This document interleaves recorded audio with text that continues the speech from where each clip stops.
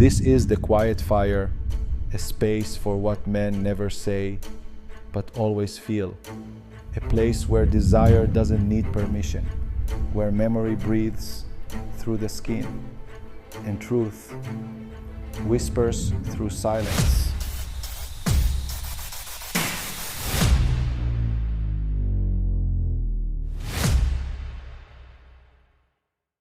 It didn't begin in lust, did it? No.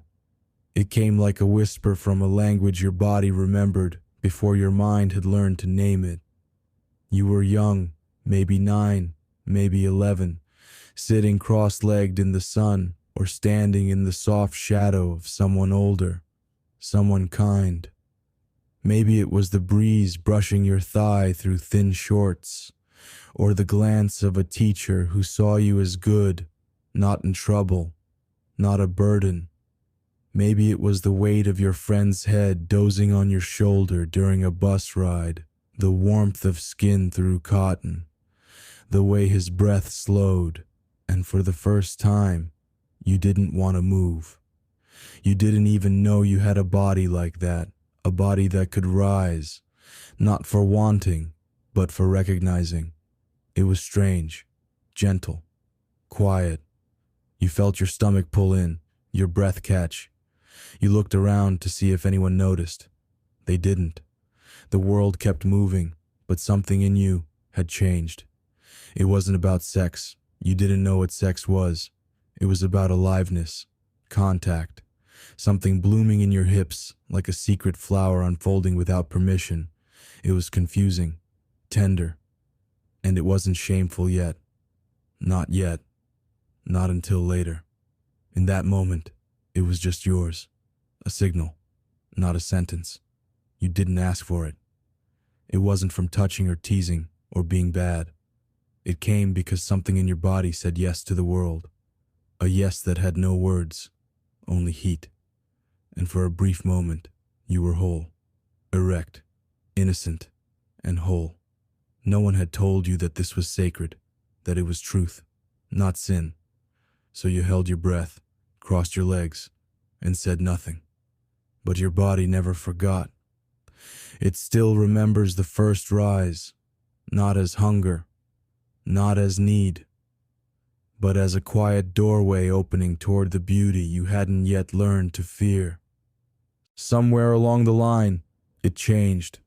That quiet signal, that warm pulse of life, became something else, something watched, measured, demanded. You were told, maybe not in words, but in smirks and stares, that your hardness had to mean something, that it had to prove something. And suddenly, this sacred surge in your body became a test you didn't know how to pass.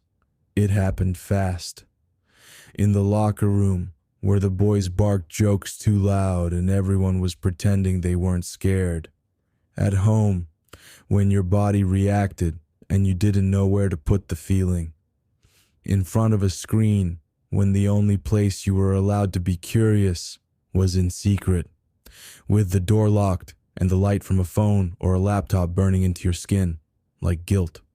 What used to rise like a soft yes became a weapon you were told to wield.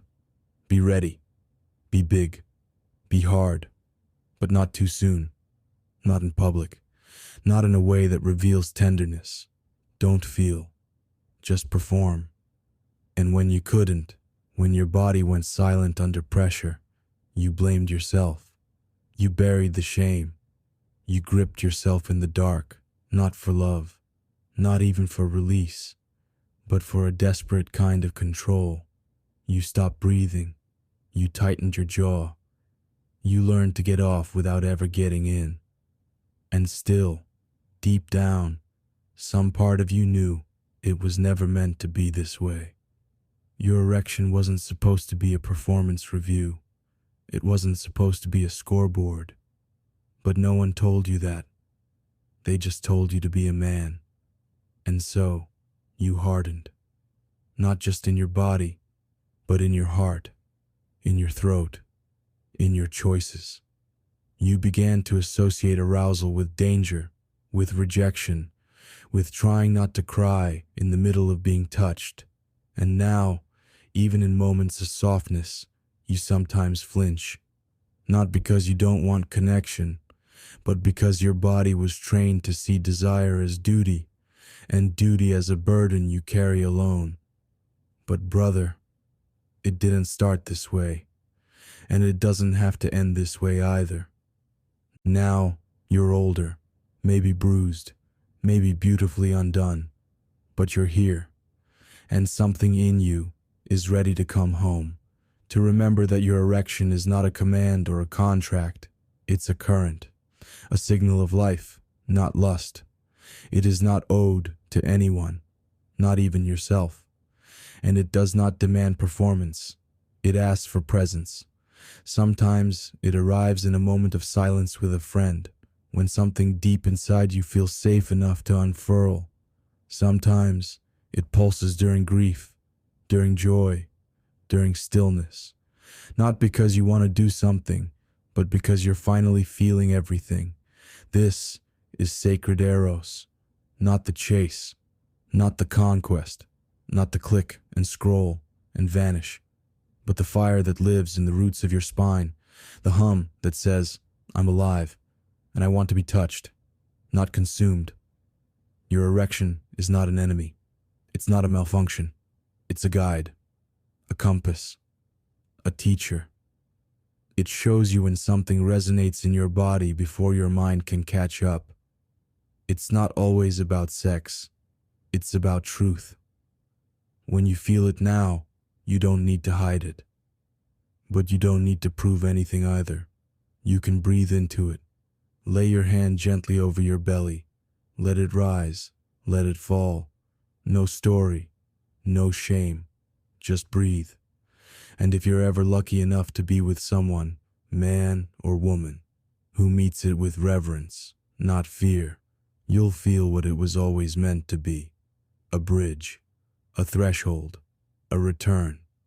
You've been taught that your power lives in what you can control, but your true power lives in what you can feel without collapsing. So let it rise. Let it speak. Let it guide you back to the parts of you you never meant to abandon. Because this hardness, when held with presence, becomes the doorway back to your softness. And this time, you get to stay. If this stirred something in you, let it live. Let it breathe. Don't rush to name it. Don't rush to kill it. Let it exist. And if you want to go deeper, if you want to follow the heat, you'll know where to find me. Until then, burn quietly.